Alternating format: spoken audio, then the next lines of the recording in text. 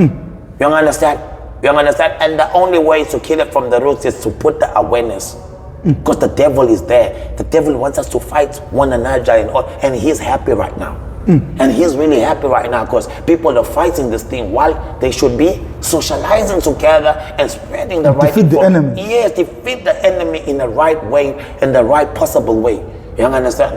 And I feel that you are my bridge in my desire, what I desire inside me. You are my bridge to actually gifinyelele kulabo bantu. You understand? So my voice ukuthi mina izwakale bafo. This is my home.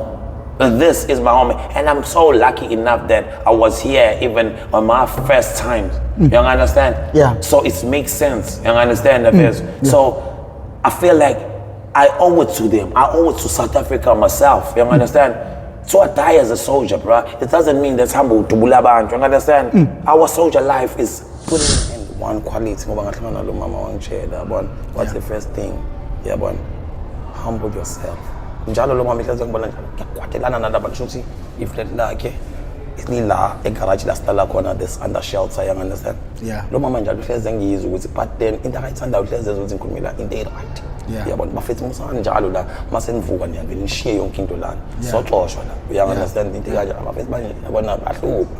Awusitshontshelele yabona bese bejwayele nje ukuthi baceba kumina ukuthi babekele izinto bakhetele this way yabona khona ezinye ingezwayo obvious yabona ngihleze kwatela lezo zinto but then mama lona still came to me wangitshela ngezwa this two slices I reach a sandwich ngitshela ukuthi humble yourself humble yourself yazi hayi ngifuna ifundise ukuthi even if ubone ukuthi you are right you understand humble yourself and that quality I've got right now I've got I'm sure manje ngiyakwazi ukuthi ngibone ukuthi akangithandi kodwa ngithande uma sehlalile nami you understand I might smell but I'll never make a smelly move on you you understand and I'll fight those ones smelling like me trying to harm you understand because you experiencing it like abantu basekhaya befike behlukumezekile you understand you know your mother coming from Okholeni athi wema ngithathelwa amapara kade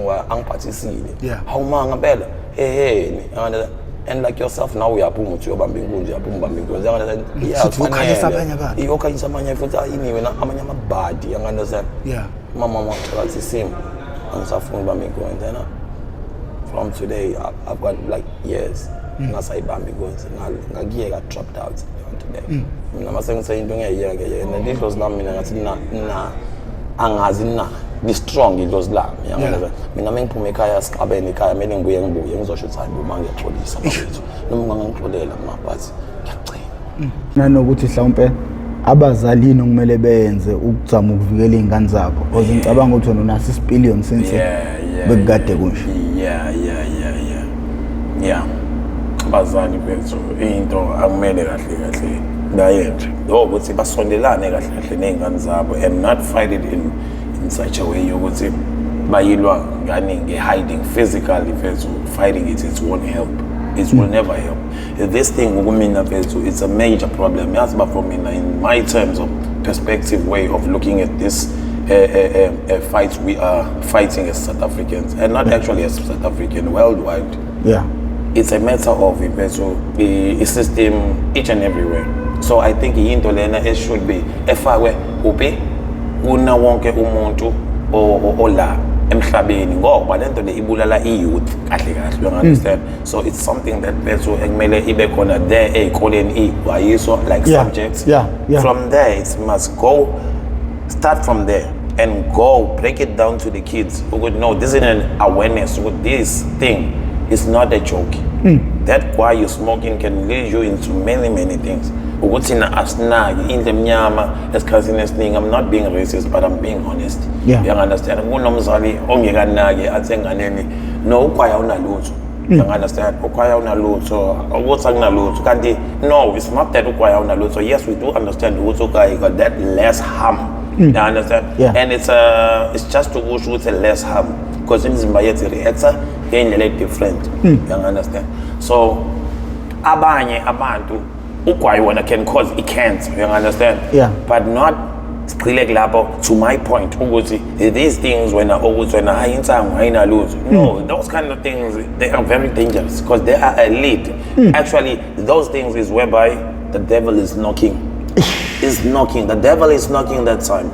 And you accept the devil by taking that wine and smoking it. The devil will grow into you. The demons will be there into you. If you are a believer, what happens is, the devil comes into you. Yeah. Hit that knob with that guy and you take that guy. The devil sees that you're strong. The demon goes back, bring many fellow mates whom going to try to fight you, your faith and all. By that time, they try to break that faith. You understand? Yeah. And that time, you won't see. You will accept. You understand? Yeah. That no, why is no problem, this way.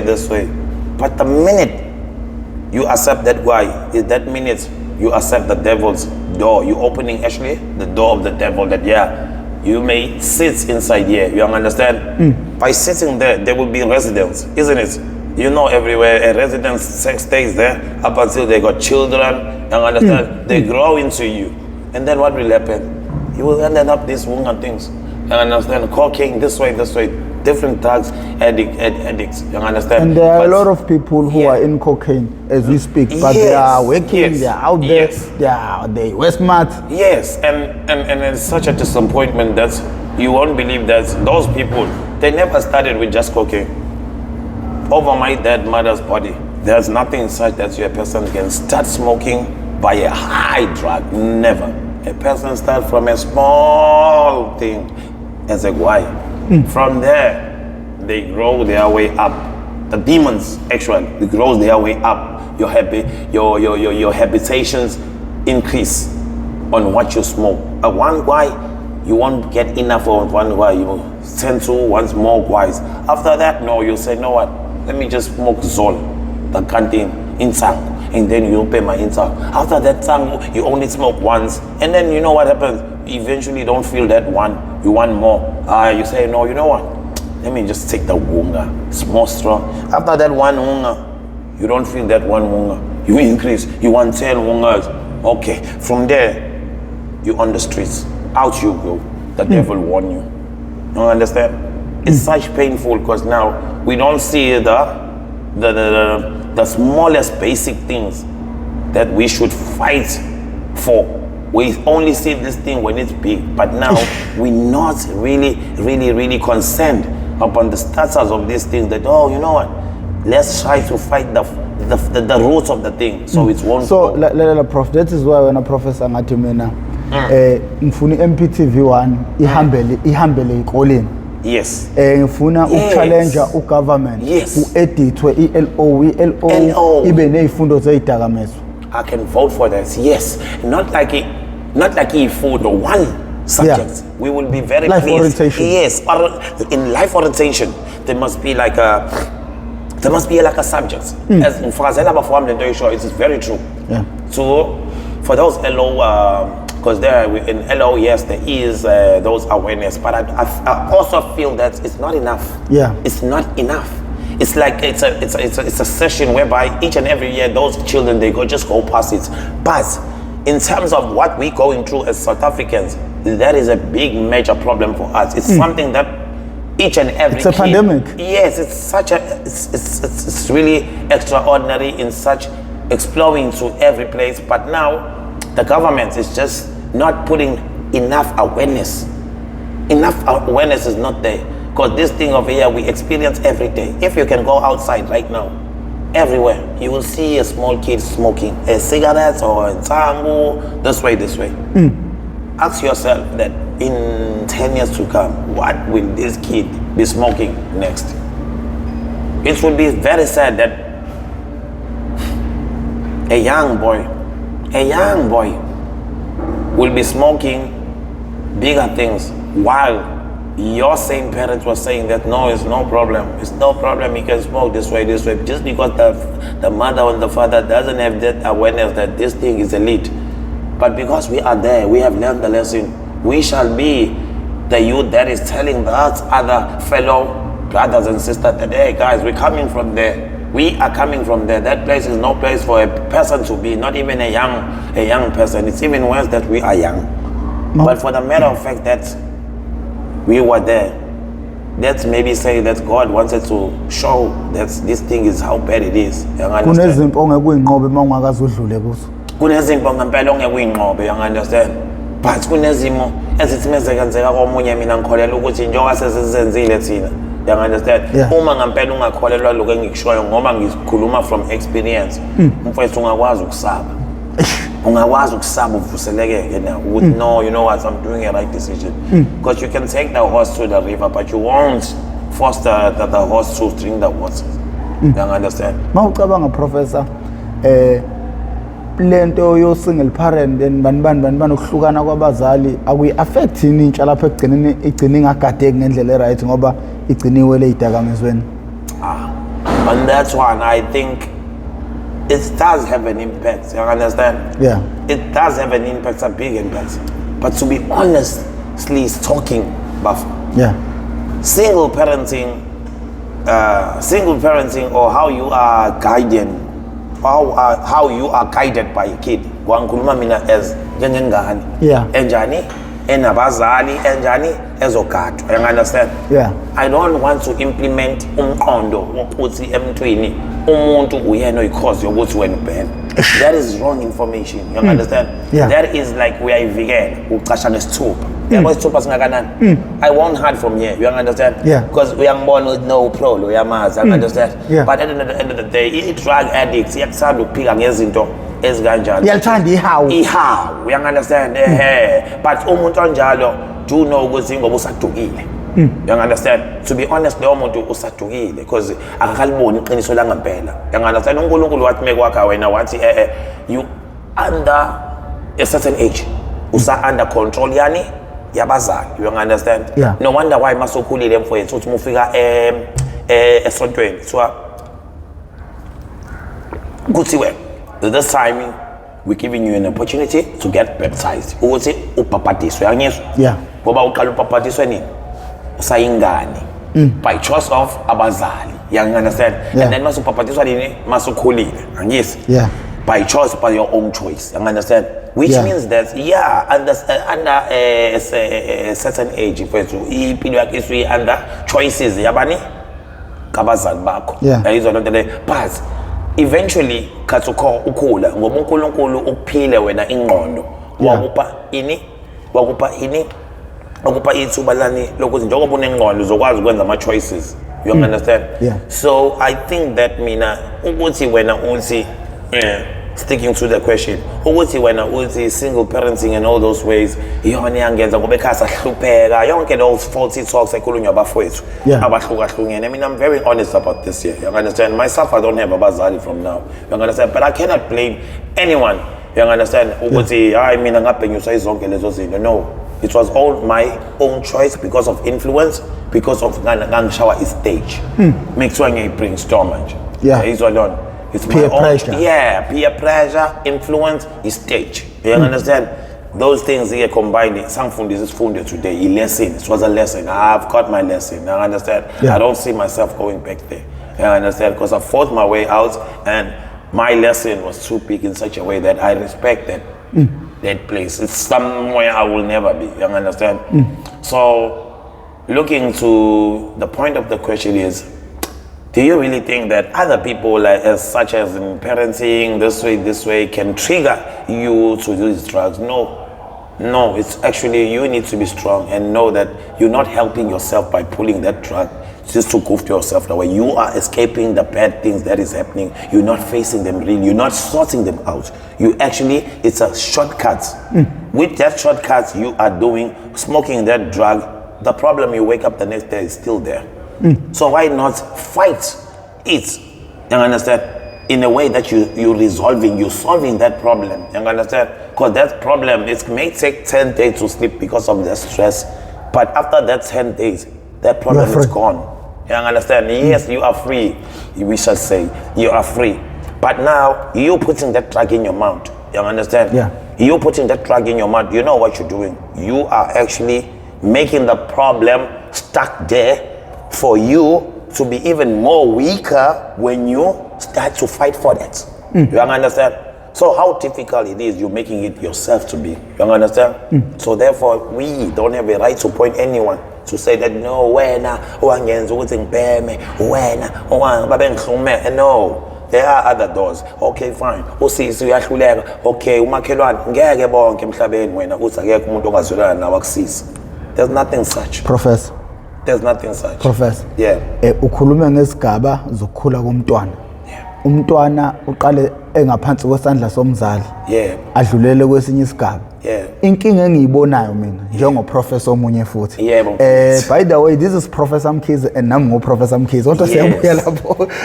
Siyabuya lapho bafo.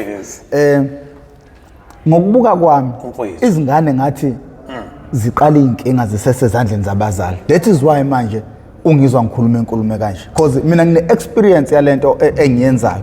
Wena une experience yokuba semgaqweni ufike wabhema njengamanje usabhema and still usesemgaqweni around people ababhemayo and ufaceana nazo zonke izinto. Okay, ngokwegaba okhulume ngazo ngokubuka kwami njengoprofessor nanokuhlaziya zonke izinto enifika nizoyikhuluma la, izingane ziphunyuka ngesikhathi zisengaphansi kwesandla sabazali. True. Ithi qala ingane ithola ithuba lokuyithathela inqumo kusukisa igaxele vele kuleso sigaba ke singathini kusho wena Mkhize wathi kuneminyaka lapho khona usuku sengaphansi kwesandla sabazali ilapha ingane isuku isesesikoleni khona isadla ukudla komzali yenzani konke komzali kumzali oyilawulayo yilapha ingane zethu eyilingeka khona ngaleso sikhathi isuku isengaphansi kwesandla somzali yini ke kumele siyenze thina njengabazali gcwala? Mfethu, I like your question. You understand ngoba uyabona the way engiphendule ngakhona.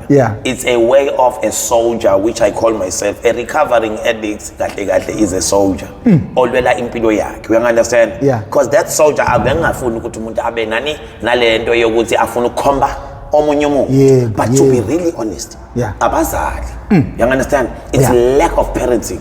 But I don't want to point fingers. No, I understand. Mkhize, doesn't understand now ukuthi njengamanje wena ufuna ukunika umuntu ihawu lokuqala ukuthi abheke because la siyafundisa ngifuna abe strong, abe naleya there's a spirit. I want to bring back that fighting spirit actually. You understand? Without pointing fingers you will go very far, but okay fine, we're stating the facts. That is my advice. You understand? But the fact is nami was one of them. Ukuthi uyayikhumbula episode yami yokuqala ngila ekhaya. You understand? Seyangasho ngathi mina indlela engaqala ngayo ukubhema, I think it was lack of parenting. You understand? Because ngangihlala pesa papsini ekhaya kunama taxi intontoni. You understand? Ngile ngane lengiya esikoleni ngiyaphuma, esikoleni ngiyaphuma indoors only. By unganaki kwabazali mina khathi ngivakashe lokishini ngithola that freedom njengengane. You understand? Mengibuka hayibo mina mengikithi mina ngiyazi dayile ngizazi lezi zinto lezo. You understand? That's when I thought manje ukuthi hey sendaweni la umnandi khona. You understand? And then this cousin of mine wakaqala lento yakhe yabo yokubhema hayi nami yabo angishayise yabo ngifuna ukuzwa lento yabo ngibheme ugwayi. That way they started ngibheme ugwayi. Following visits ya December yabo, this was the first visit ka June. Fika ubhema ugwayi ngawubhema. You understand? Following lokuza December holidays of school holidays. You understand? Ngaya khona. You understand? Ngane ngangifika usakabhema inyawuphi bhema iwunga. Ngangibhemisa le wunga. You understand? While yena ngale I feel that mina abazali bami, you understand, ngala ngasekithi yabo kaMkhize babengabona ukuthi bona babenganaki ukuthi la ngiya khona kuyi environment enjani. And then futhi khona ke la ka antwethu la ngangifikele kuyena umfowethu ba very abanaki. You understand? Abakwazi ukubona ingane mfethu ukuthi ingane iphume esandleni. Ngazo lezi zinto zokuthi thina sabazali sinokuthi sithathe kancane ukuthi ingane iqala ukubhema ugwayi. That is very wrong. You should take it very serious. You understand? Okay, not try to fight the kid, but try to adapt yourself and try to socialize with the kid. You understand? And be reasonable to the kid. You could say smoking doesn't pay up to nothing. And smoking can lead you into very dangerous things. It can jeopardize your whole life. You understand? So Tina, discriminative, but I'm being honest in face. You see the white people, I won't lie, within one thing they're good at, You see their parenting. Ingane ingaba, you see most of white people's kids. I mean, I'm cool with both people, you understand? Yeah. Because my place where I live was a multi-racial place. Whereby you get a white, you get an Indian, you get a black. You understand? Yeah. We're not being funny about anything. Yeah. We're being honest about everything because I want everyone to get the message as it is. You understand? See, most of these other people, I won't lie, their parenting is very good because they try to bond with kids. You understand? Yeah. Uzokuthola ingane yomlungu mfethu izokwazi ukwenza ezinye izinto eziyikili okunye nokunye. Yazi ngoba umzali wakhe uyakwazi ukuthi mekibuye esikoleni check amabhuku abone ukuthi oh this one good with good but he's not so good kwama language noma kutonton. You know what? Ingane yami ngifocus kweni ukuthi ngistickisa kwi career enokuthi. You understand? Whereby thina indle emnyama esikhathini esiningi ingane nje ayinako. Ibuye esikoleni iyadlala hawu so uphu banibani usimo. So ayodlala ibhola nabangani bakhe. And they don't give a thing. They will only bazokuthethisa only mase buye report lakho ngoDecember. You understand? So that lack of parenting ukumina man. Yeah. It's something that and that kind of way it's very easy to fight it. I won't lie. It's not a matter of that. It's hard to fight that thing. It's just try to adapt to make a bond with your kid. You see, in that kind of way. Yeah. Your kid will always tell you when they have a problem. And your kid, it will be easy for you to even see if there's a problem. Yes, you understand? The problem would approach itself to you because you're an adult. You understand? It's a small kid. You understand? Yeah. And be realistic with the kid. No, you know what? No, I know, man. Those are the brothers of yours that you call brothers with your friends. I know. They will come to you. They will say, why this way, this way. Ask yourself one thing, that what did father say? As I'm telling you right now, my son, if it's your son, tell them no. That guy won't help you with nothing. That guy won't give you even a single cent. And it won't help you in such a way that it's got no something to even make you to change your life in any kind of way. In any perspective way. Smoking it's like you're just spending the money. A prof. You understand? A professor. Yes, my brother. Uprofessor Mkhize lo khuluma naye unengane. Kodwa uprofessor Mkhize uvuka ekseni ayemsebenzini azabuye ebusuku akhathele kumele alale. Ingane ispenda isikhathi esiningi nabangani then umzali. Le bond okhuluma ngayo siya kwi reality manje ukuthi thina as blacks siyasebenza sithola isikhathi esanele nabantwana bethu. Ngokucabanga kwakho yini kumele siyenze ukuzama ukucover isikhala because abazali uhleze ngenasikhathi umzali ekhathele buye emsebenzini inkinga zasemsebenzini ngoba nasemsebenzini kuneyinkinga zakhona kuyaxatshana emsebenzini abanye abafuna axoshwe ipressure yasemsebenzini uyabuya ekhaya ubuyele enganeni uvele mhlawumbe uyidinelwe na ufuna ukuzodistress uphumule uyabona this connectivity between umzali nengane manje is disconnected. It's breaking. So singenza kanjani njengabazali ucover leyo nto leyo. Bafowami kwazi ukubhlungu ukuthi ngizwe ukuthi mfowethu ukhabazela nawe yourself you're going through the same situation. But back again, bro, I will tell you up straight one thing, Bafowami. The problem is the system. So this thing I was saying, it's my advice. You understand? From what you just say right now, we are seeing because you're saying what is real, bro. You're saying what is true. You understand? Most kids must spend more time with Abangani is correct. You understand? So most time, yes, right now I've discovered something. I'm very happy. What you've just said right now. We've discovered something. Most kids, they spend time escoling. Yes. You understand like that? But your kid is not here right now. Where are they? Escoling. And more hours away. Escoling. So the right place to send the message is where? School. Escoling. That is why from the beginning. It's the system. That is why the system. That is why from the beginning of uhlelo lami ngathi ngifuna abantu bexhasa uhlelo ukuze ngizohambela ikole. We understand the level. And us, we need to be there who have walked the walk. You understand? To inspire the people, and you there, my brother man, it will be sending a message worldwide.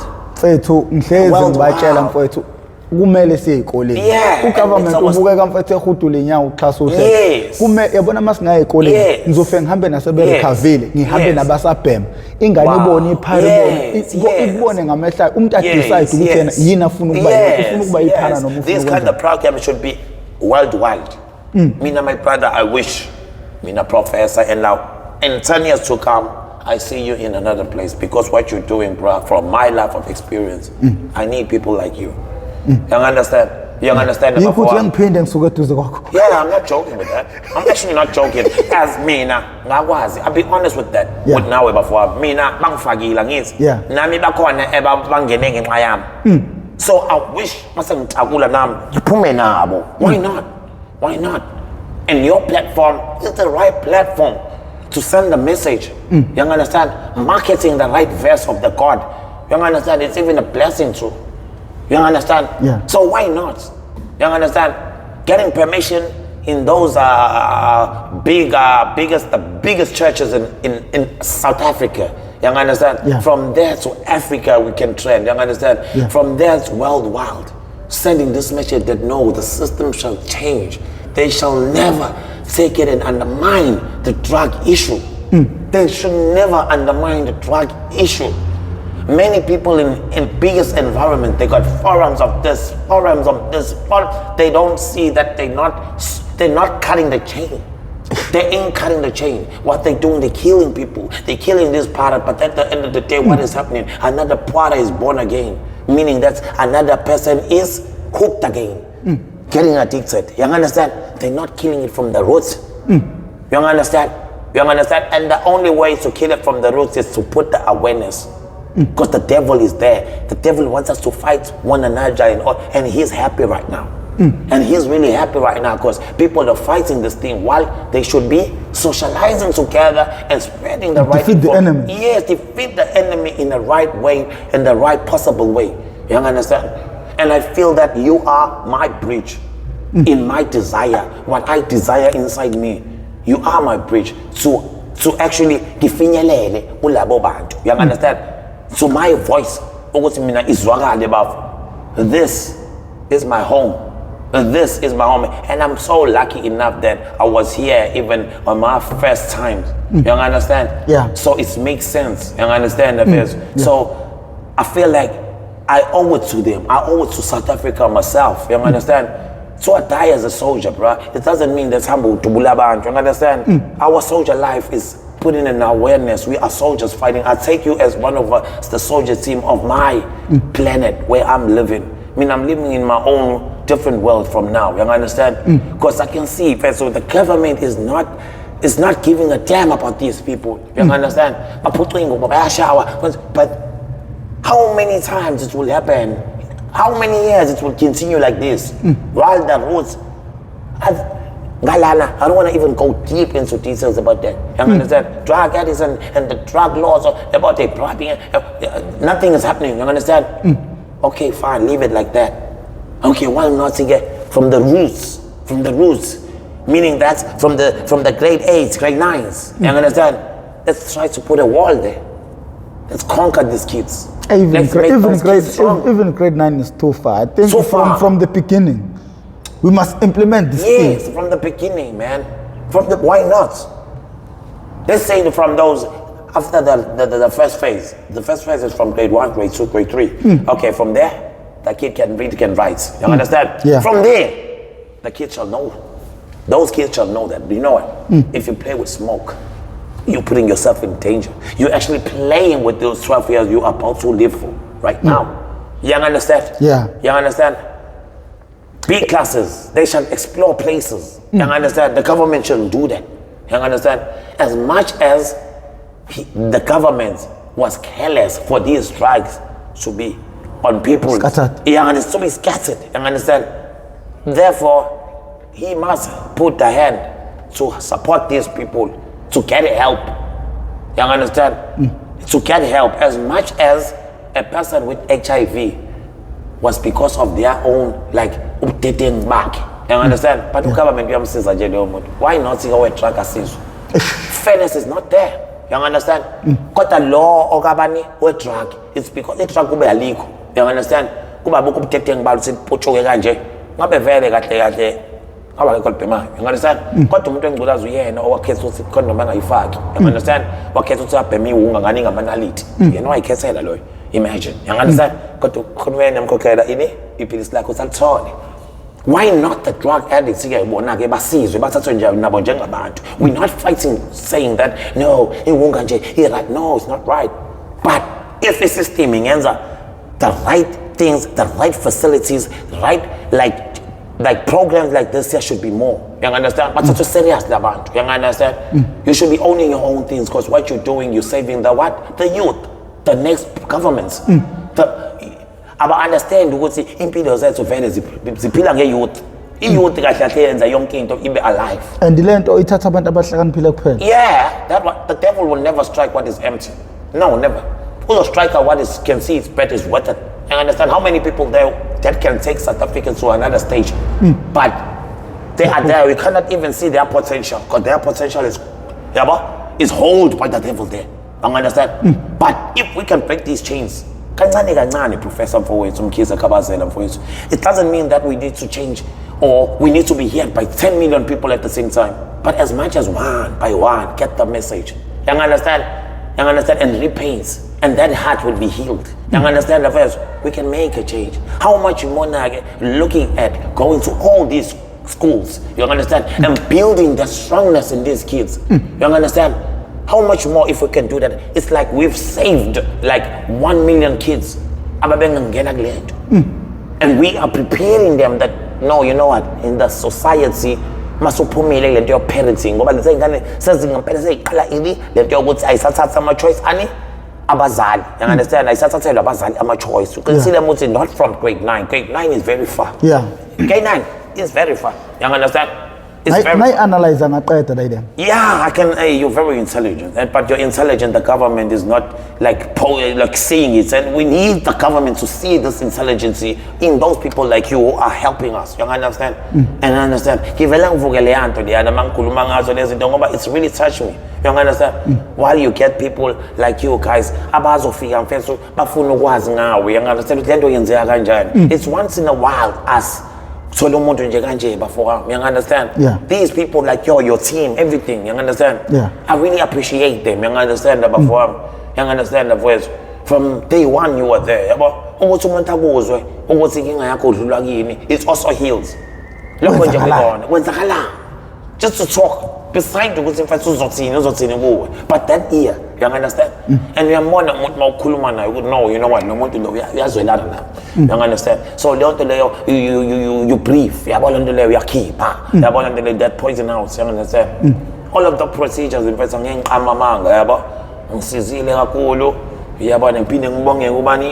CBK, HIV. No, labo bantu ngifuna sikhulume ngabo deep because labantu basiza impilo zabantu abaningi but it's said ukuthi abantu recognize. Understand? No, it's very it's discovered. Leyanto mali benkulu mfowethu. Yeah, it should be. Bangaphekwa kwa 5,000 abantu abashintshe impilo zabo bakhiphe emgaqweni. Like you talking about Professor Mkhize. You understand? Yeah. TB care. You understand? TB, HIV care center. You understand? Yeah. That combination. You know what that combination can does? That combination can send the whole message to the world. Okay, I'll talk about prefigure about first. Okay, TB care center about first in the world whereby we take medication here, wunga. You understand? Yeah. You got clean it up. Yeah, so that sensor there is really making a change. You understand? I was here the very first baddest days. Yeah. I was there and I was really bad. I was weak. I was like, I'm getting more better now. I was really bad all over. You understand? And then, okay, fine, I met this place.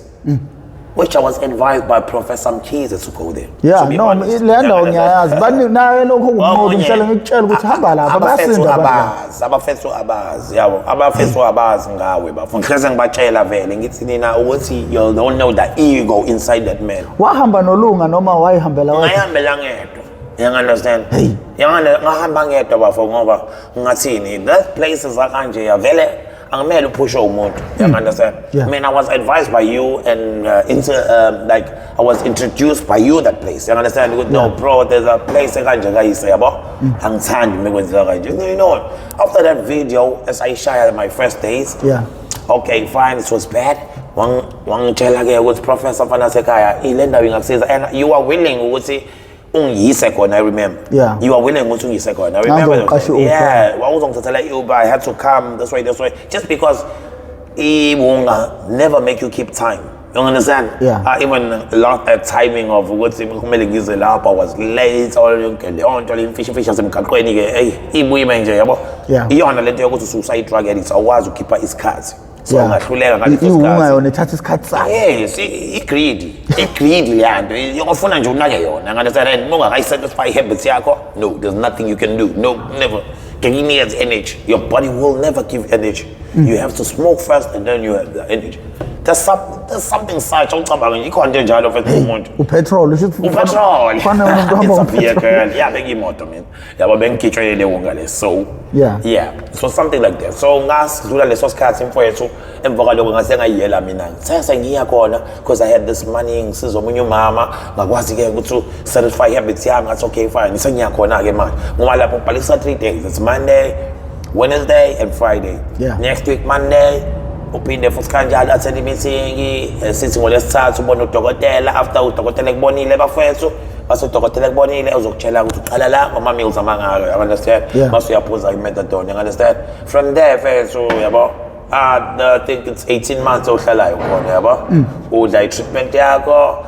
They treat you even for into ngabunayo mhlambe mina nganginethiP na yabo bangitreata yabo yonke lento leyo ngaphinde futhi ngaya ngisho ka Dennis Hali eCathedral la eCathedral futhi nakhona bangisizile kakhulu team yakhona ingisizile kakhulu bafethu ingisizile like ingisizile lokho kwangempela because anything ebengishoda ngayo bengimele ngehle ngiye khona mekuthi kaTBK bangitshela ukuthi okay Professor this kind of thing ihambe lapha the biggest clinic lapha eNzansi bangisize kanjalo ngicabanga ukuthi apha songibe right ngicabanga ukuthi kusamele ke kufike umuntu oyedwa obekeze la izokhuluma ihamba nabo ngoba into abayenza mfethu inkulu and ukukhumbuza abantu kunensizwe ekuthiwa unhlaka eyeke yafika la yaKwaZulu le kwakumele siyenze license ngayinto engathizeni kwagcina kuba nezinkinga eziba khona yenze loba kunenye umuntu lapho kuyi-MPTV 1 umphikeleli gas wagcina efake imali ukuthi ayenze license kodwa manje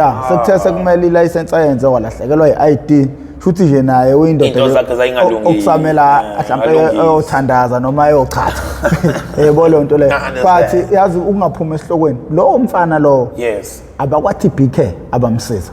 That's the right platform. Ngitshela isimanga mina. Ngiyajabula uma Professor nawe in your own words ifethu ukufakaza lokho ukuthi mfethu laba bantu bayasiza. Iyaphila because abakuvaleli. Yes.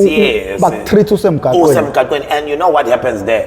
Wena oba in a situation yokuthi wena kumele ube strong. You know why? Vele muzoyeka rehab noma uvalelwe. Those people basema chance amaningi ukuthi vele kahle kahle ngaphinda pheme. Umuntu oright vele uthi yabo le ndlela yokutreat. Mina ngibona the best way because you know why?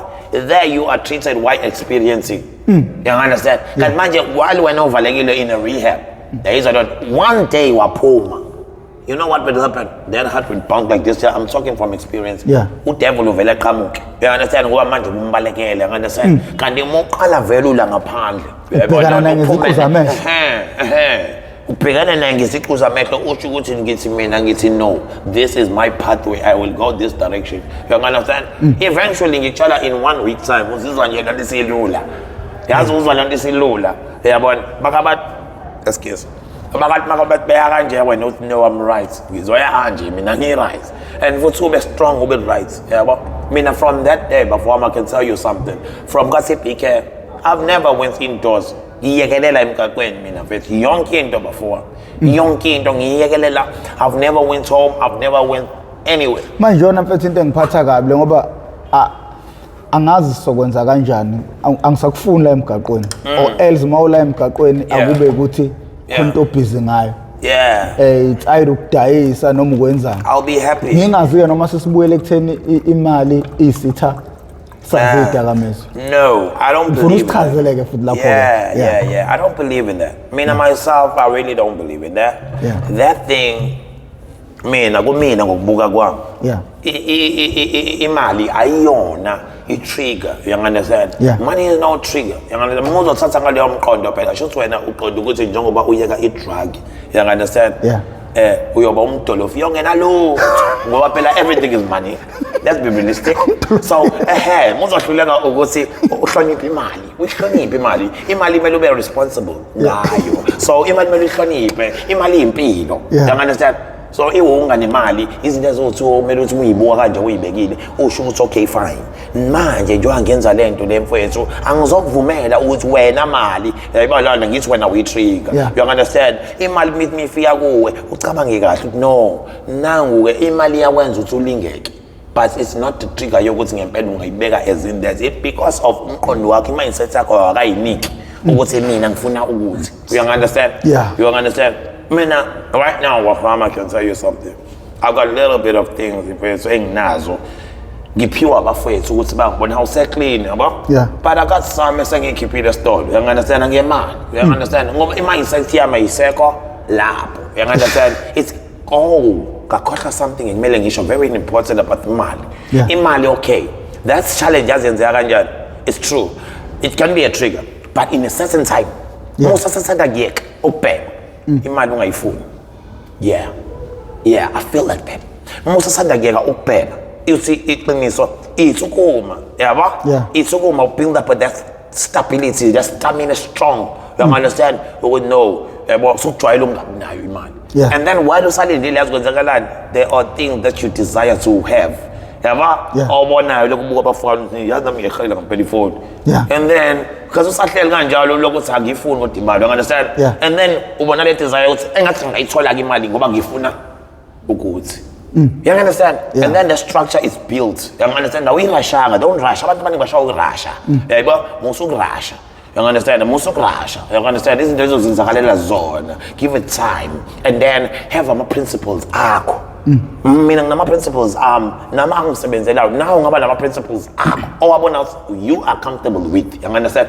Mina though it's my advice, but nampa omunye ngaqhama with a perspective way of another, yabo? But omunye ngasho vele uthi mina iyangitrick. Okay, mikutrick ahlala kanjalo, it's no problem. You understand? Uba umtolofi waphela manje imali uthi uyayisaba. Ekubeni ngithi emhlabeni imali. No, you must find a way. You understand? NangisasinaMtolofi yathi neSouth Africa. No, ngisho waye wena ngeke ngivumele ungitshela leyo nto uthi wena umtolofi. You understand? Siyakha asibhidlisa. Ngithi wena uma ukuthi ufila kanjalo bra, you need to socialize yourself with umuntu ozomthemba. Imali yakho ibeke khona. You understand? That advice I can give ukuthi beka umuntu akho emntwini omthembayo.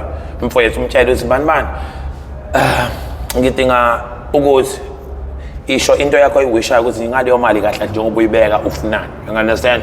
And then ubeka leyo mali. You understand? Uyamtshela naye ukuthi this money eyokuthi ulokuthi uyashaya uyabeka noma kuthiwa yamathini eyani imali yodwa. You understand? Uyabeka so uyamtshela imali yakho isinjani isake right. You understand? Ayithatha imali yakho uyowenza la yini. Uyayizwa lento leyo clean job lapho. Awuyanzanga imali ukuthi kuthemthei ngoba awuhlalanga nayo esandleni because ngiyabona abantu abaningi into eyinkinga ukuthi imkitazi imali hlezi la kuye. Angathi imali akumele ibe la kuwe and ungazi ilento leyo eyenziwa ithina mesabhema uhlezi ungenayo iwish yokuthi yini oyifisayo. Yabo nje umuntu bese usuphila ngalendlela yethu yabaleselo qhamuka la siqhamuka khona ngisho njalo because we siyafana nabanye abantu but thina I think we are more stronger but the stronger it comes from you. You understand?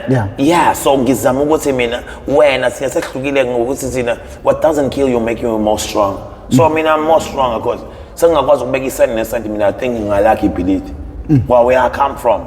Ngibe ngilala ngadlile yini manje ngangenza ukuthi ngikhalise ukuthi hawe ma ngilala noma ngidlela into engayithandi noma you understand? Mina happiness to me now first into encane.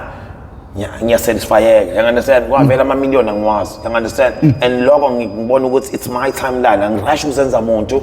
Omunye umuntu ngisho ngaqhama igqoka ikhavela yakhe egqoka ukuthi isikhathi sakhe naye. You understand? Wonke umuntu une timeline yakhe. You understand? First, into ebuyishaya ukuthi siyafuna ukuyifanisa nomunye. You understand?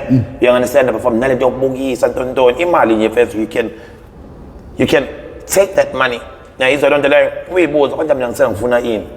Kwama uhlazi kungabi khona into oyifuna sho wena kahle kusawumdolofiya. Kwamanje wena yazi ayikho nje wena into ethi ucanga uthatha imali, ucanga nje mina bengisengifunani.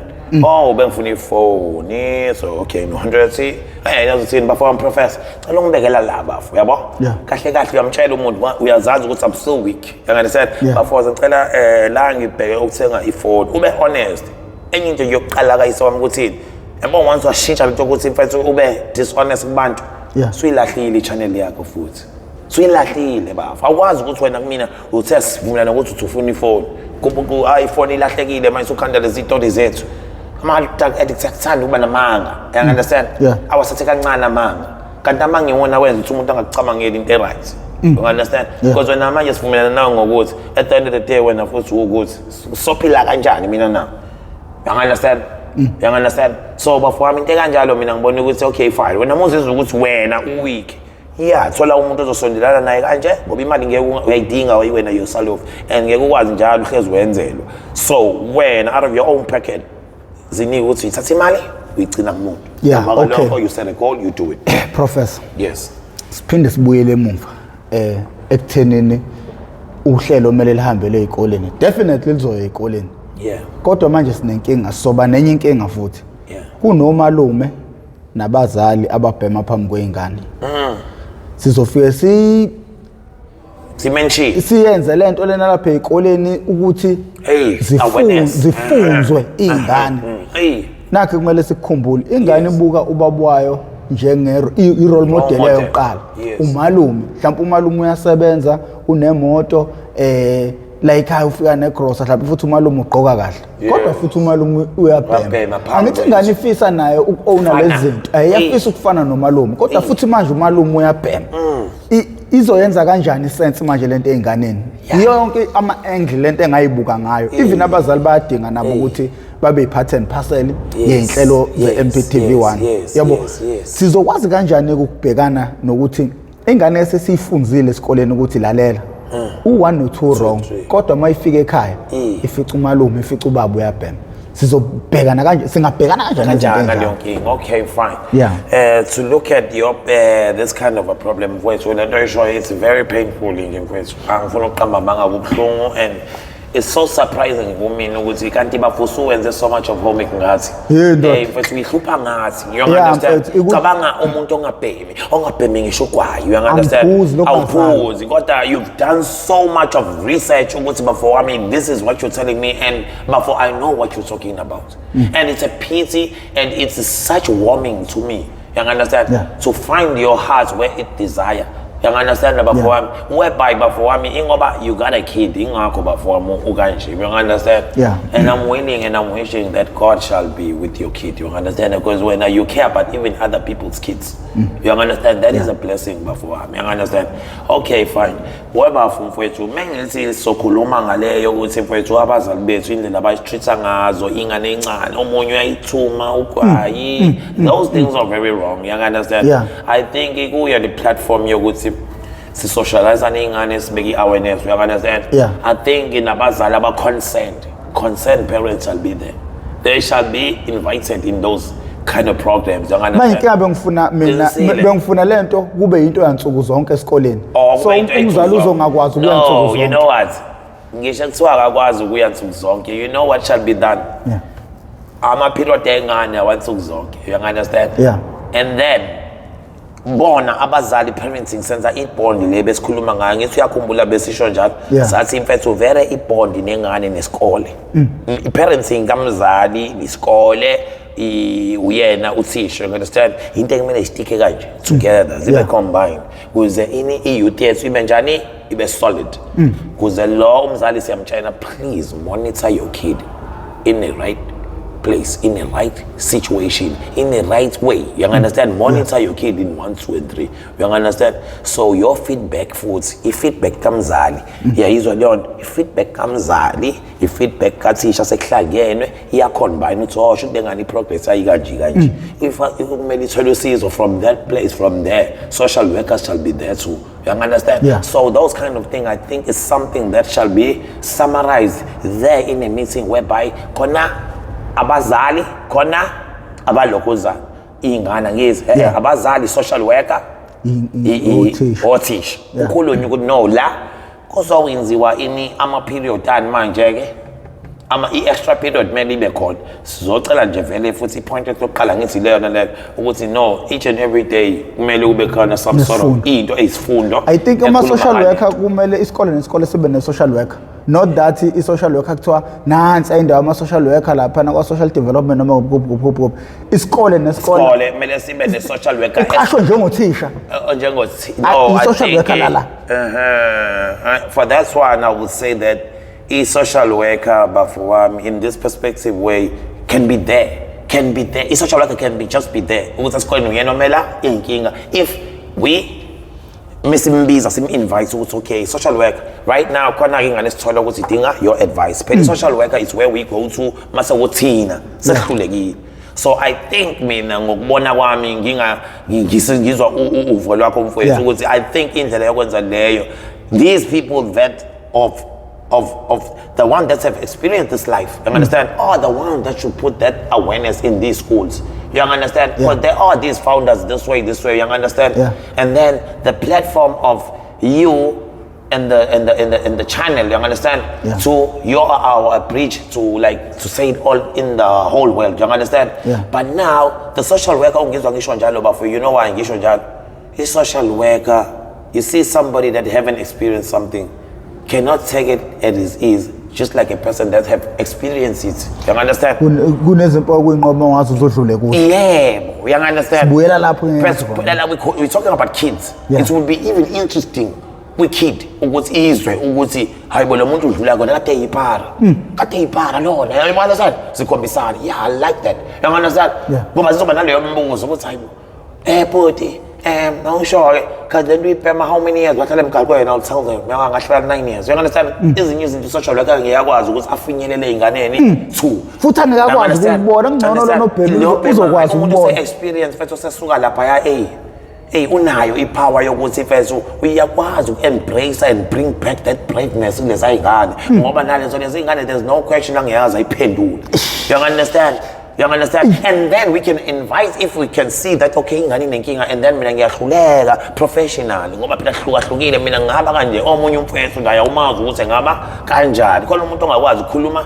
You understand? Positively in the right way. But then no wonder why getting a social worker there will always be a job for the social worker because now mina sengizokhuluma ne social worker ngisho ukuthi okay ngiyabona la ukuthi this way into lenganibuzi ikhona mfethu imgozi akubona lengane noma uhlala nomuntu obhemayo. You understand? I would see that ukuthi lengane ihlala imbuza akayibuzayo ubuza ngoba na ngiyambona uhlala nomuntu obhemayo and then I will address my problems to the social worker. The social worker can deal now with the kid. You understand? In a professional way. In that kind of way, it's a solid. You understand? By in terms of ukuthi mfowethu mama ngeke bekwazi ukufika each and every day esikoleni, I would say that there would be determined time. Isikhathi esidetermine ukuthi okay umzali yayizwa lento leyo in 1 month kumele afike noma ngabili esikoleni because this is a crisis and this is very serious.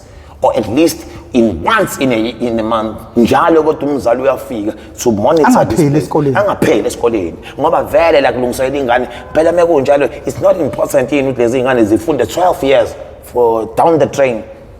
It is important for even the mothers and all to be there because the same kid that akamsiza akamsupporta is the same kid that will bring food on the table one day. But if she fails to do so, that food it won't come. Prof. Yes. Sinenkinga lapha eSouth Africa. Yes. Yabantu abaningi ama graduates. Yeah. Ahlele emakhaya angasebenzi. Ngifuna ke siyibuke kanje manje.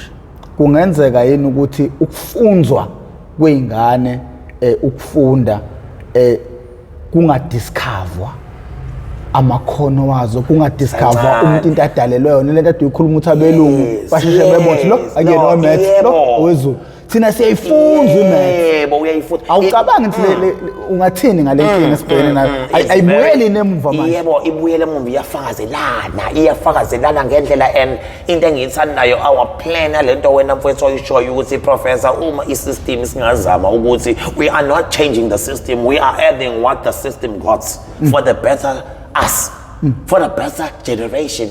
for the better youth, I would say it's us, because the youth determine who we are. You understand? So it's very true, Mr. Sotsiba, for I mean, iyabuyela eceleni na cabanga abazali bezofika every time bezomonitor ingane zabo kube naleyo talk ngithi. Yeah. Shortcut kwenzeka njalo mfowethu, hazi kwenzakalani into engiyithandayo.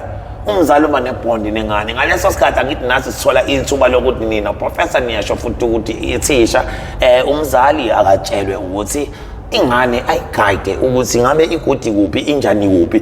Therefore ingane yazi iyobe from this phase ukuthi uyakhetha ukuthi ufuna ukwenzani, even nakubo bayazi ukuthi igudi kuphi. Umuntu angangeniswa enhlelweni desire. Because abanye thothi bagudi ekufundeni kwi-theory khona umuntu ogude kwenzela izinto zezandla. So manje kuyashayisana masebevalelwe bonke lapha. Singakho indli emnyama ngiyixolela abanye bebethi abanabo matric. Uyangunderstand bafowami, yazi you know what? Wakhetha ifundo among ukuthi bafowami obani baya ngala, but he never get any advice, right advice ukuthi mntanami yazi wena uright la. From what I'm seeing of esikoleni sakho, what I've seen from, you understand? No, you ungangena la. This is what I'm advising you to go to. You understand? Yeah. We only rush. You understand? Ngoba nina asikaze sithole the right backup. If backup, this is what I will call a backup and a background. Yazi ishaya phike lento. Yazi mana yazi ibuya phike lento. Yes. Angithi manje sibuyele emuva lento ebengafuni ukuyikhuluma ukuthi izithelo zobandlululo namanje sisadla zona. Ubandlululo ophunywa kulona ilona lolu olusasilimazayo namanje. Buka lapha ke Khiza. Yeah. Uma uthandana nentombi. Yebo mfowethu. Uhlukane nayo. Yes. Ngenxa yokuthi mhlawumbe iphingile. Intombazane ethandana nendoda eyihlukumeza eyishayayo. Abusive boyfriend. Behlukane laba bantu. Ihambe yothandana nomunye umuntu. Ayizuku affect previous relationship. Kakhulu. Yikho ke nathi siyabona yonke lento lemfowethu esesiyikhulumile. Emfowethu mina ngiyibuke ngihlengezele ngiyembeza ukuthi mina nginayo iplan ngeSouth Africa kodwa manje inkinga is people to fight with. Yeah. You cannot do all alone. Affectwe a previous relationship. Yeah, simphumela yobandlululo. And that is very true. No, but don't feel bad about what you're saying. It's the real fact. A person that would be angry with you because you're saying like this is a person that is not honest. You understand? Yeah. I'm not saying that we are saying as a family that no, quite this way, no, there's nothing such. You understand? Yeah. We are living in a free world, but we are a recovering black people. Yeah. We are recovering. Yeah. So in that kind of way, to fight even more through to break these walls, it's to be together. You understand? Yeah. We are a recovering South Africa. Yazi yini ke ebhlungu ngalento. Yes. Ikuthi manje abantu abasemandleni uma kuvela umuntu ofuna uku-add i-value kwi-system. Kwenzakala. Hayi, bambukela kodwa. Bambukela kodwa. Ngoba manje mawubuya iMPTV1 isibe khona for 2 years. Wow. Kodwa mina akekho noyedwa umuntu osemandleni wangifonela wangibuza wathi professor wenzani? You're changing lives. Cha wenzani?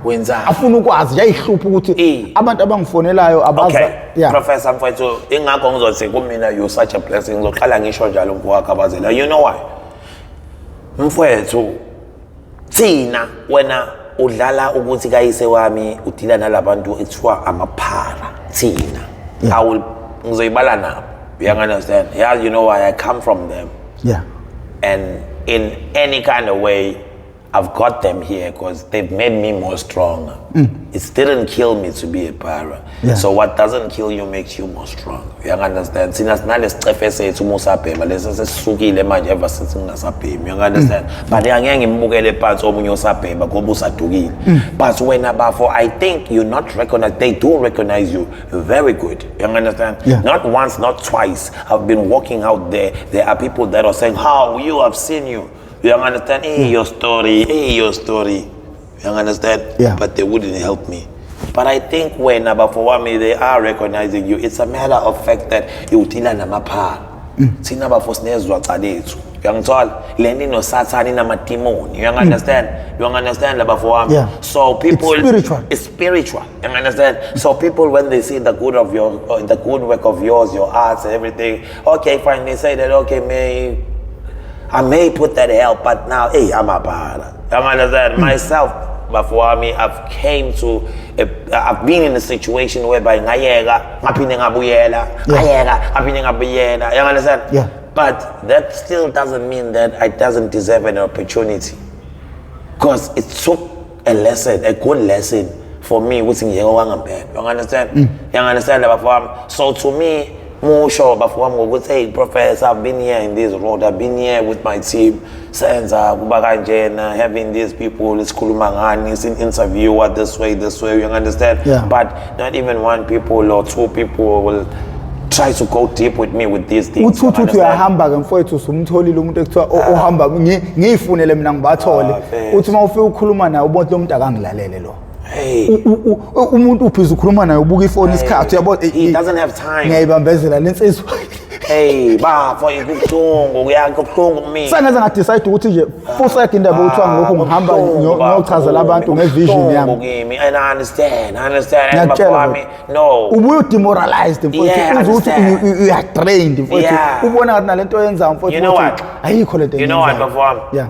When I think you are a hero to me. You are a hero to me. You understand?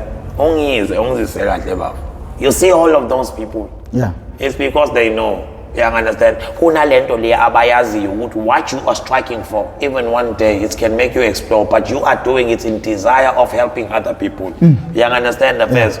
But because of corruption like South Africa, you understand these kind of things, but you understand the first? And then these kind of things when I first, so when I'm over in the sebenza ngayo wena uhlezi ukwazi lokho bafu yenza ukuthi phela iya exposure. Abantu abaningi, they don't want to get exposed. They got dirty work. They don't want to get exposed. So when I'm kwesinye isikhathi uma uthi you knocking on those doors just because how you are working exposed. You understand? Obviously, it might not be you who wants to go deep in detail. It can be another person. But now, hey, on TV, oh yeah, understand what I'm trying to say? Yeah. So they are those people, even if he is or they are bad, because of their own, not all of them. Yeah. But there are people who are scared to get exposed. Even umuntu exposed, just umuntu azofaka nje manpower bese yeah. Abone feeling. Yeah, but you know what I'm thinking before? It's because now it's the teamwork that you don't like us. Abantu abadikafika abaningi abekho. Yabo kube nathi sikhona sibaningi. I think about CPK HIV Care Center. Yeah. The right platform to ngoba nathi as CPK Center, we are saying that our work, we want it to be here. We have the same desire as yours. That we sifuna government system first, so from like each and every location kukhona CPK Center. Ngoba i-methadone you cannot get it without any prescription. Yeah. You understand? So leyo ndawo sifuna zibe khona almost kuona wonke ama location kube ukuthi umuntu uyayikhethela ukuthi afuna ukubhema noma zishaphi ngayo. You understand?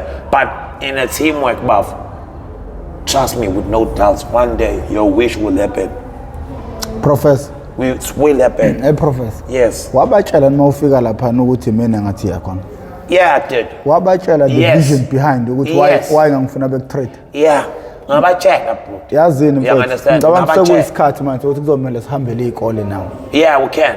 And I can be happy for that. Yeah. Kukhulunywe nezingane mfowethu. Yeah. And do our, like, we can even have this siqhamba this run of ours. Yeah, well, the what run. This run, we're motivating, we're bringing back those broken spirit. You understand? And we're still putting that stigma that, you know what? Mphakathi, nanboma, now a system, to break this chain. I see you just voted nabantu ababhemayo, but akwenzanga ukuyibulala from phansi lento. Yeah. You understand about empandeni ngoba kusiza ukuthi ndombambe uyantshontsha namshaya ngambulala. Yazi bengifuna ukudlalela ivideo yakho usho uyakhumbula ukhuluma uzukhala uthi wena uyahlukana nalento le. Yeah, ngisafuna. Ngicabanga ukuthi namhlanje ubufakazi balo buhlukene naye. Yeah. and wena now ingakho yithi ngithanda bakwami ngenhliziyo And you know my brother now, I'm taking it head on. What was yeah, bro. And You are taking it head on. Yeah, I mean, from day one I met Professor Bafethu, you won't believe this guy. You won't believe, man.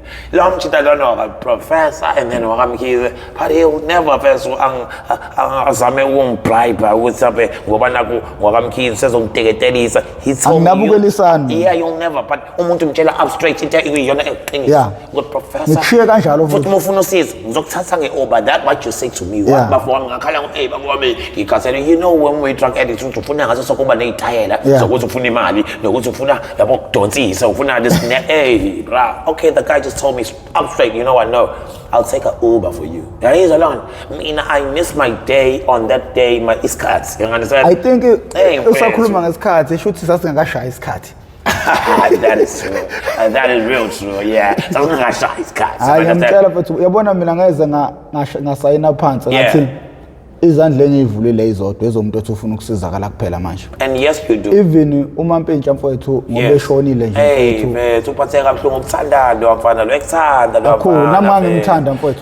Nami ngimthanda kakhulu ngoba iyazi kwenzakalani ngelinye ilanga kumele sihambe naye ngamtshela no ngeke ngikunike imali. Into engizoyenza ngizokuthatha mina emoto sambe. Bizi Uber la sambeni. Hayi kanti vele kwasho ukuthi lo muntu wayefuna ukumsiza wayezofika nelokhu nemoto ngathi hayi nansi ke indoda ethi izokuse rehab. Kodwa mina ngoba ngiyayazi inkinga yenu mfowethu. Ngizokunika imali uhambe uyobhema. Ngifuna ukuthi kuqala yonke into ungaqala into ngo-arrosta ngoba yeah. Thatha imali uMampintsha wahamba. Hawu zama kwashona ilanga. Wangabuya ngibona after 3 days wasengitshela straight talk wathi professor indlela engikukhonze ngayo angifuni ukwenza into ezokuphoxa ngoba senguphoxe kakhulu umntana wami isikhathi besingakafiki wasengehluleke mayesesho but that's still a blessing to you ngoba bafowami when you did your work and ngaye kubo ngayomncwaba kubo you lying ngama phambili abatshela ukuthi I salute you for that.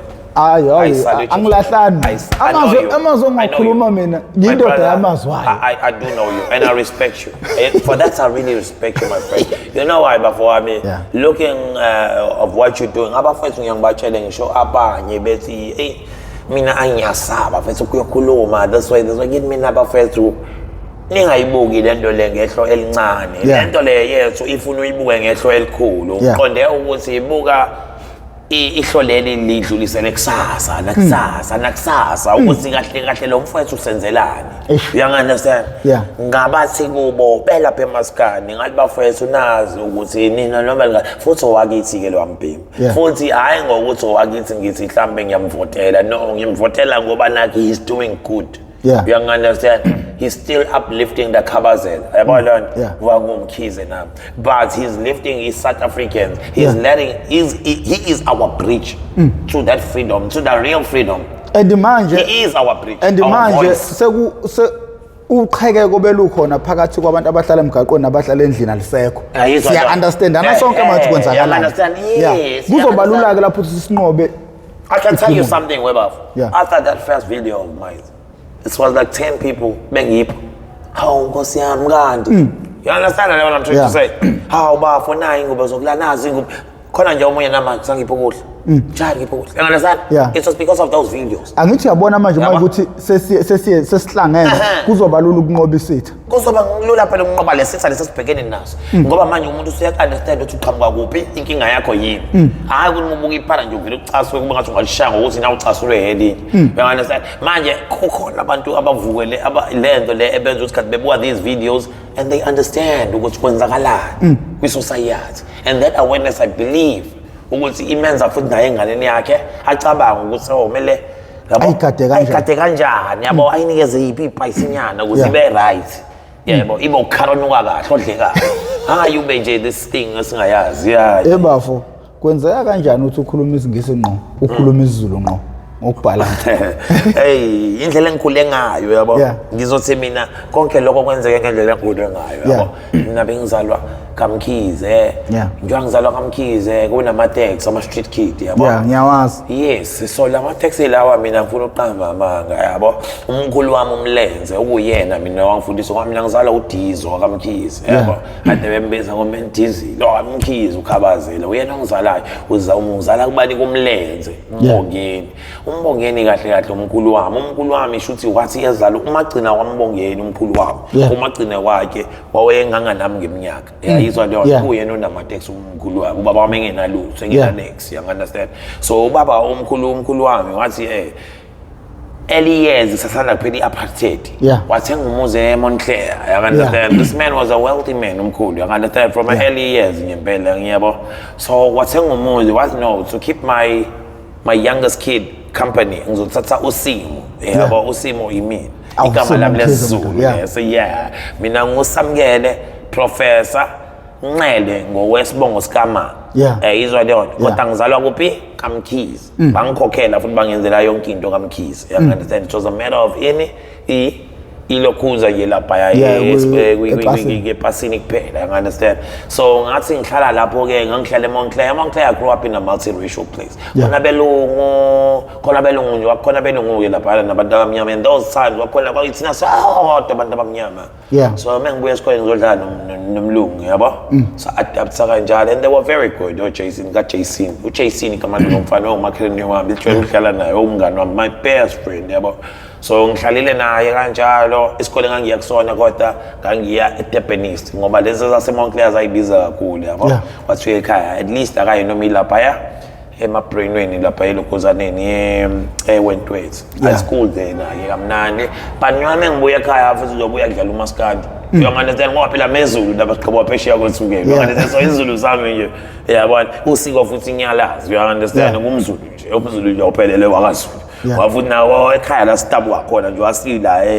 eMontclair ekhaya sisuka kuphi na sisuka phesheya kwethukela mina ngazalwa kuphi eNgwelezane khona phesheya kwethukela you understand ngathi ngisasanda kuzalwa nje ngahlala 2 years nebesho 2 years ngathi sengithi ngakhulela sengiza ngala ngoba mina nami ngizalwe ngabo 94 ngizalwe ngawo 94 shuthi ngawo 97 sabu ngabuya ngeza ngala ngoba ngisho icrash yami ngixayele khona eMontclair you understand ngaqala khona eMontclair ngafunda ama-crash from ama-crash ami ngasuka lapho ngaya eWentworth from eWentworth ngaya eDurbanist ngafunda eDurbanist 7 years wami up until grade 7 ngase ngaya eReunion Secondary eReunion Secondary kula ngaseClip yabo ngase ngafunda khona esinye isikole kwathiwa iseReunion Secondary ngafunda khona up until grade 11.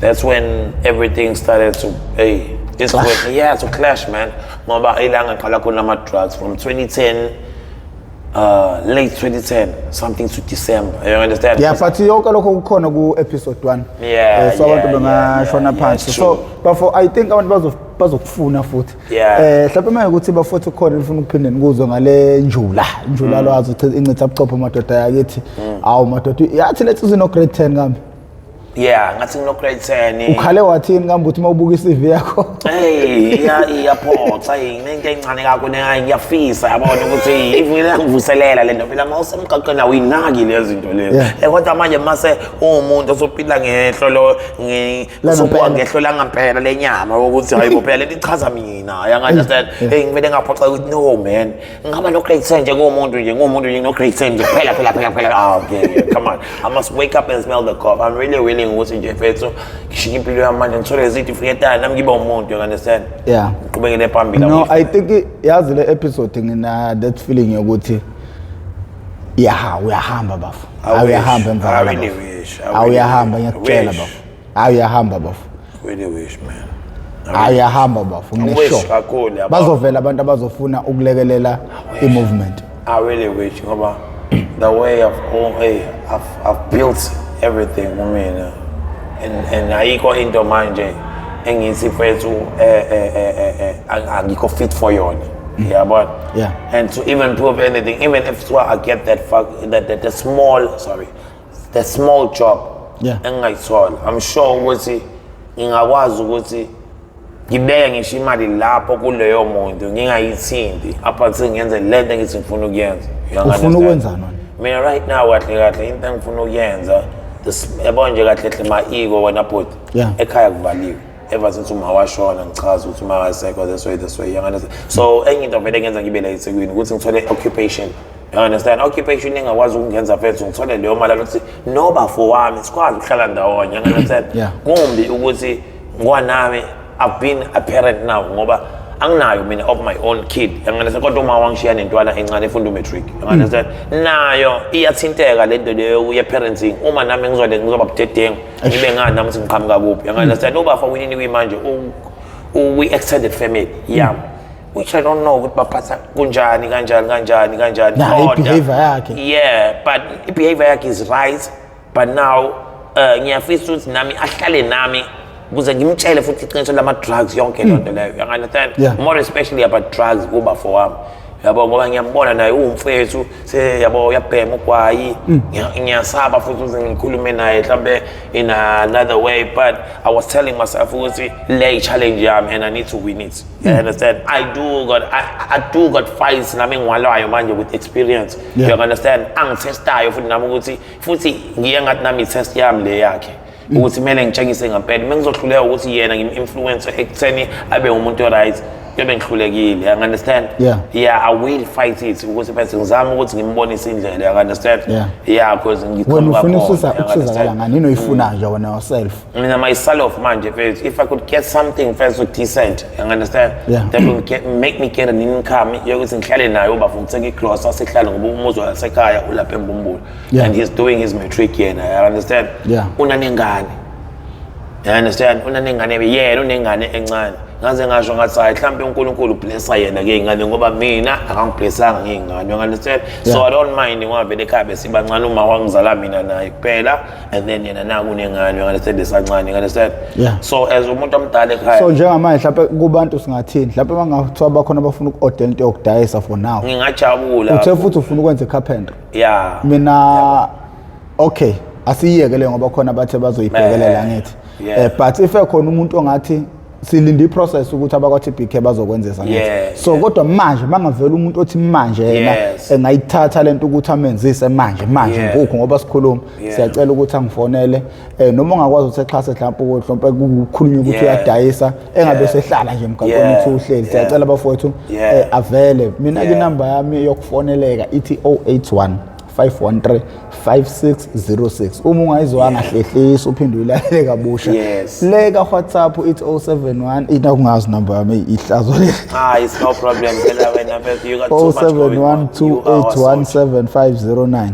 07128175009 07128175009 eka Yes. WhatsApp leyo yona into elulu WhatsApp ukuthi uyaxhunyana ngayo bengixolele mfethu abantu abanokungi WhatsApp awuthola ukuthi angiphendulanga maningi ama messages engiwatholayo and nansi into engisho manje bafu kuzomela uthole ifoni le foni eyokuthi uma kunabantu abafisa uadvise izingane zabo Yeah. bafone ukhulume nazo efonini Yeah. uma kungenzeka ukuthi sikwazi ukuthi siya khona uye straight ngoba ngiphethe wena ngiphethe umnqobo akasali akasali ngiphethe wena ngiphethe umnqobo ukuze uzokwazi ukuthi nikhulume nezingane zabo ngabe mhlawumbe lithini nje ofuna ukugoqa ngalo namhlanje bafo hayi engifuna ukugoqa kulona namhlanje mina nje ngingathi it's a special thank you ka-TB Care HIV Care Center Dennis Hali iphinde ngibonge bani i-channel yeah yabo ngiphinde ngibonge ngokwami ngibonge ubaba uProfessor Mkhize okuyena nayo ngixhumanisile which I think engathi ngigoqa ngako futhi kakhulu ukuthi ngiyacela sikuthathe serious ukuthi this platform of letting and sending this message it is Professor and his team the channel you understand because when we're talking about marketing your own voice it's really hard for 1 million to hear you. This is the right platform for us. So please, I'm telling each and every South African to believe. You understand? And those who are ignoring the man, please, he's not doing it for his own profits or for his own life. This person is really concerned about us. When Ongamazu Professor Mina, I'm saying that he's here in town with us. He's always running on this road, concerned about us. This guy takes out his money from his own pocket and give you something to eat if he meets you up on those streets of this Durban. You understand? So I'll be pleased if Jabantu Fesu bengakholelwa kuthini. Phela nina bendlondle nophapha ekhanda kamenze indaba kalwelelo umuntu omemeza ngathi yakhalelile uthi igula lika Jamal Chithekile. Hawu nina bakaMbhudu bovu njengegazi, nina bakashesheliza ngedidi kwelimaholo limhlabela imbedule, nina bentule bande ngodwa ngokwela kithi kobheka uZulu. Awu madoda nina bendla mhlathi kaMayekisa, nina bakadala inyebo, awu madoda bazukulwane bakaPhalo phathe esadini bomakhosetive abomnaka namamfombatane. Awu ngiyabingelela madoda phansi engcoba uZulu liyaduma, uZulu liyazongoma, ngibingelela zonke nje. Ifunda la ukufinyelela khona lo mbukiso yalo bafowethu lo bingelelayo futhi ngibingelela ngivalelisa. Yebo. Uprofessor ngingwaka Mkhize ngidabwa le kwaNongoma madoda esigodini sakabheka umthetho ngasohlangothini la kaMandlakazi. Mangenzeka ukuthi uyaqala ukuba ingxenye yalolu hlelo le oyibukayo noma oyethamele iHow I Ended Up in Drugs okuyingosi engaphansi kwesitebele iMPTV1 la silanda khona abafowethu nodadewethu abavele ngeshiya ezidakamizweni abasuke bezosilandisa kabanzi ukuthi bawela kanjani ezidakamizweni nenqinamba ababhekene nazo khona ezidakamizweni. Lokho sikwenza malungana ngqo nokuzama ukuqwashisa umphakathi. Uma ngithi mina azidlali la angazi abantu abayi-understand akudlalo la, this is really uyobona ngoba usungene wena phakathi ukuthi yebo hayi lento yayikhulunywa, so abantu mfowethu yabo nje khona ngimblokile izolo ozobhala ukuthi ziphi igameko ngoba thina sizele igameko la. Hayibo futhi bathanda ukuzwa indaba kushawa abantu, angithi kunabantu akunofika lapho sinawana uxoxa ukuthi hayi ngeke ngatshontsha ngashawa. So uyabona manje umuntu uthi usubscribe entweni wrong, akuyona ivision leyo aka understand yena ugcwele umdlalo yena ufuna ukuhleka ekubeni abantu befa ngempela mfowethu. I understand mfethu indlela ofila ngayo. So mfethu mina ngithi yebo abantu sobanika into abayifunayo, bayakuthanda ukuthi vele bakhona umuntu ozofika la uthi umuntu oyisanganelayo ngokuzalwa nje uyayihlekisela, kodwa akuyona ayikho kwi-vision book yami lento leyo yokuthi lento sosiza straight mfethu for ukuqwashisa abantu because lento mina engihleli namapharamedi ngiyabaza ubuhlungu nosizo obhekana nalabantu usuku nosuku, so angikwazi ukuthi mina ngabuya ngizokhanda amahlaya mina la understand lento leyo. So umuntu ozela noma umuntu osubscribe kule channel kumele azi ukuthi usubscribe in la sifuna abantu abaziyo ukuthi iSouth Africa bafuna ifike. Mina ngisene ndaba noma ngingafa mina bafu lama video la angaphekwa 277 kodwa ayosala mfowethu, ayosala umuntu ongabe kuthubulala mina busengibulalela mahala. So bafowethu siyacela abafowethu nisubscribe nicindezele nebheli, ukucindezela ibheli kuyokubeka emathubeni amahle ukuthi uma kukhona isiqephu esisiposa izoganqaza ocingweni lakho uzothi mawungena ngaphakathi bese kuthola isiqephu sangalolo suku. Ngiphinde futhi ngibuye lapha futhi siyacela abafowethu kade ngagcina nokuyicela sicela abantu bejoin membership. Joinani membership iyona ezokwenza ukuthi sikwazi ukufinyelela ezikoleni einganeni zethu. Ngeke size sikwazi ngaphandle it's said mina nginama subscribers angaphezu kwa 83,000 kodwa abantu abasajoin membership bangaphansi ka 100. Ibhlungu leyo nto leyo ukuthi bangaphansi ka 100. Ingakho ke ngicabanga ukuthi yabona CPK is the right platform phela ngoba these mothers and parents abanabo vele ingane seyidlulile kule nkinga le, they are the ones that first one that shall have this membership because they know from experience. You understand? Yes, and from there we shall grow. No, you know what? We are going to fight this. We are going to fight it, and it's not like we're fighting people. We are just fighting the enemy. The enemy we are fighting. You understand? And for the right thing to be done. Because angithi lento mangisuke ngithi mina bafo iMPTV1 isihlanganisa abantu abahlala emgaqweni nabahlala endlini. Sekuzobalula manje ukuthi sazi ukuthi isiphi isitha ngoba bathi abelungu divide them in order to rule them. So idakamizwa ukuze zisirule kumele zisidivide. Kodwa iMPTV1 maye ukuthi isihlanganisile sekuzobalula ukuthi manje nanga umuntu oxhaphaza ingane zethu. So uyayibona into enjengale mfethu mina ivision book yami mfethu yayizijulile. Mina mfethu kwafika omunye umama lapha umama uZanele Mbokazi ngathi mangimfundela lento wahlengezela inyembezi. Ngathi mina nansi into enginayo ngamvulela sonke isifuba wayekhona la yikuthi ngangeke ngimshuthe ngoba into yethu ayi private. You understand lento leyo. So mfowethu ngeke ngize ngiphela manje. Ngeke ngize ngiphela. Ungaphela leyo nto leyo yini ngoba ulwasana nento enedemon. You understand? True first to know that before vele ama sensations akhona, you understand? But ungalivumela umuntu ohamba phansi njenganathi mfowethu asibone ngathi siyadlala. This is not entertainment. This is a war. No wonder why I said you are a soldier. Yeah. You are my commander. Yimpi enzima kabi. And akube yimpi yethu sonke. Ngingabe ngazuthi ingane lezi eyintshontshayo makube izalo wena bafowami. Each and everyone there out there in South Africa bafethu siyanicela ngenelelani bafethu ngayo yonke indlela ilandeleni lento leni wenza ama membership. So therefore voice yethu kuhulumeni asisize. Yeah. You understand? There's no other way to fight this besides making a voice to the government. And Professor and his team, the China, can be the bridge to success. Not can be, they are. Let's make the use of this bridge. What if namhlanje siyabaswela labantu be-China? But i-problem ngeke uthi when isisolvekile, you understand? If we can lose the bridge, baf, singakafiki phesheya. Do you really think ngolunye usuku siyozofika phesheya ngani? You understand? It's so bad in such a way that ibulala yonke into yokuwela. Yabo ibulala airplane ekhona. Ibulala yonke into, you understand? And there comes the first uNkulunkulu athi na defeat preaching hands. Why not grab this chance? I feel that abantu abasa hold the back in experiencing or walking this walk with us. Abantu aba selfish. Bayicabangela bona bodwa. Omunye umfana uthi ngathi ngihamba noma wami wavala iwindi.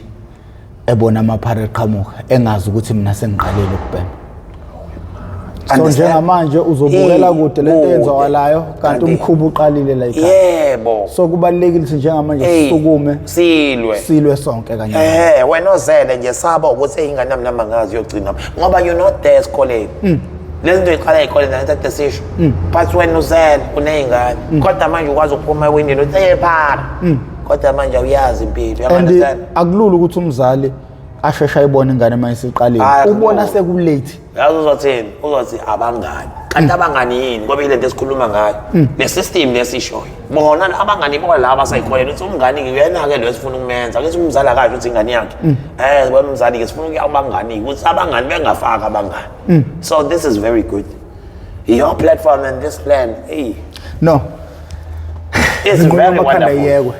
Yes, nqunywa amakhanda yeko mosubuko uzafika la shuthi sidla amaningi esakeni siyacela kabantu bajoin membership abanye ba-subscribe nicindezela nebheli bafotha uhlelo lwesekeni ucindezela ulike uzokwenza ukuthi lento ifinyelele kubantu abaningi ngesikhathi esincane. So siyacela abantu ukuthi babe ingxenye yimpi le okuliwa nayo ngakho ke mina sengincenga.